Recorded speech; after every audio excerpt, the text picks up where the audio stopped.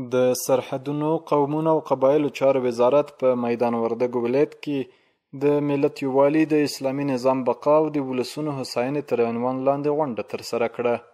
یاده غونډه چې د دې ولایت د بېلابېلو قومونو استازو، علماوو او لوړپوړو چارواکو پکې ګډون درلود، د امیر المؤمنین حفظه الله فرمانونه د ټولنې په خیر وبلل. همدارنګه د اسلامي نظام د بقا او یووالي د ټینګښت په برخه کې د پوره همکارۍ ډاډ ورکړ.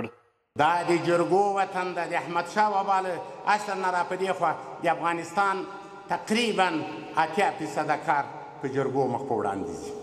جلوگیری از رواجهای مزخرف و نادرست هنگام عروسی، گذاشتن بلند مهریه خانمها، مصارف در مصیبتها، اینها را که رهبر مقتدر امارت اسلامی منع کرده است ما هم تأیید میکنیم و از ایشان تقدیر و تشکر داریم.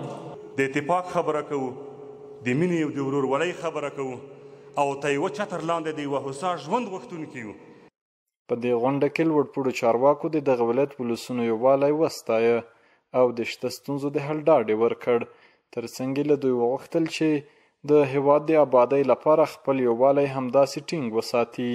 اسلامي امارت څومره د خپل ملت په اتحاد کې لګیا ده. دا غونډې موږ څه دپاره جوړوو؟ یوازې خو دلته خپل تقریر نه پخوو. الحمدلله تاسو چې بیانونه وکړل ښه تقریر مو زده ده، موږ چې وکړم ښه مو زده ده. لیکن غرض په دې کې دا ده چې دا ملت متحد سي. کله مو چې زموږ ملت متحد سو، بیا والله که د کافر هم زوره باندې ورسېږي. نو دغه فرامین صادرېدل دا ټول ماخذ د قرآن او د حدیث او د فقهاو د کتابونو څخه ده. هغه خاص په دې قوم په د رعیت باندې د شفقت په وجه باندې دا کارونه کوي.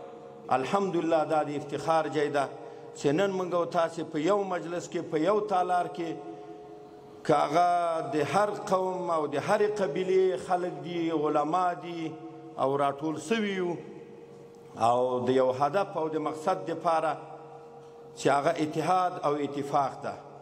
د دې ولایت مسؤلینو ډاډ ورکړ چې په ټولنه کې د ناوړه رواجونو ختمولو او د قومونو ترمنځ د لا ښه یووالي رامنځته کولو په موخه زیاتې دا ډول غونډې ترسره کړې.